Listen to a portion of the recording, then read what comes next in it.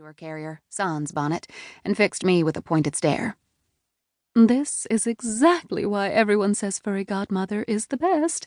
You absolutely are." "I appreciate that, thank you." Furry Godmother was the name of my pet boutique, an organic treat bakery on Magazine Street. I'd opened my doors a year ago at the heart of New Orleans' famed Garden District. In the time since, I'd made a name for myself with locals and pet enthusiasts alike. The latter enjoyed spoiling their fur babies with my treats and designs. The former recognized my name from its repeated appearance in newspaper articles on various crimes. I was prouder of one of those facts than the other. Which one depended on the day. I tossed the needle and remaining thread back into my tackle box. "Let me know if there's anything else I can do." I swept a mass of sticky hair into a loose ponytail and checked my watch.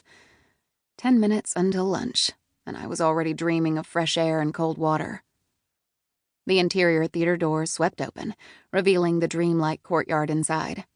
A troop of Dalmatians in top hats and bow ties pranced out.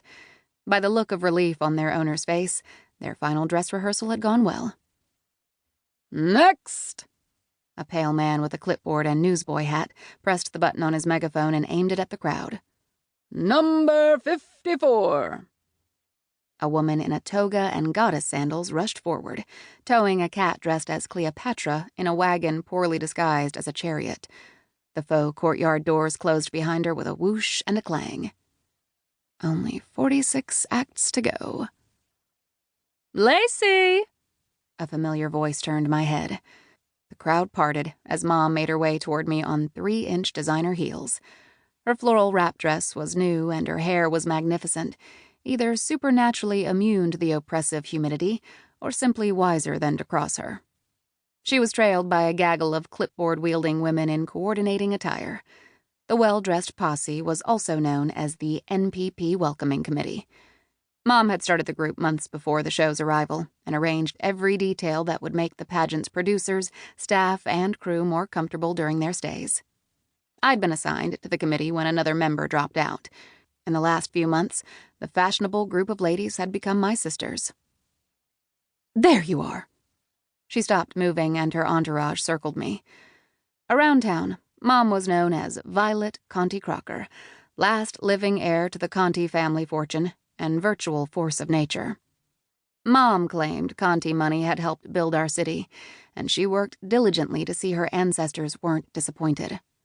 Everyone knew better than to get in her way. "I'd like you to meet Angelina Smart." A compact woman with a cloud of puffy white hair and thick cat-eye glasses stepped into view. Her rosy round cheeks and magnified blue eyes made me smile. Her sturdy frame, snub nose, and wrinkles reminded me of a French bulldog, and I immediately liked her. I also liked the vintage pink tweed suit and matching pillbox hat, though I doubted they were vintage to her. Probably just another ensemble she'd purchased personally in 1964. "How do you do?" "Very well, thank you. I'm Lacy." I extended a hand and squeezed her soft fingers gently. "It's nice to meet you." Mom clasped her hands at her middle. "Mrs. Smart is the widow of Marvin Smart, creator of the National Pet Pageant. She's here to make sure everything goes according to her late husband's vision." "I never miss a show," Mrs. Smart said, setting a palm over her chest. "The pageant was his heart. Of all Marvin's accomplishments, this pageant was his pride and joy." She tapped the rubber tip of her silver duck-head cane against the floor beside her white orthopedic sneakers and smiled. "I can't believe I finally made it to the Big Easy. It's on my bucket list." "We're very excited to have you and your husband's pageant here," I said. Mom looked me over. "How are you doing with the list I gave you? Have you taken care of your portion?" My portion of NPP Welcoming Committee responsibilities included obeying her every command and doing it with a smile.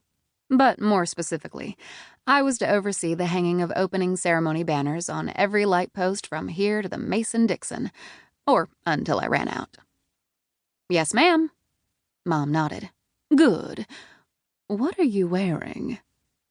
Mom had been insisting for months that the committee members wear dresses or skirt and blouse ensembles in pastels or floral patterns, preferably ones that covered our knees, as a show of unity and proper...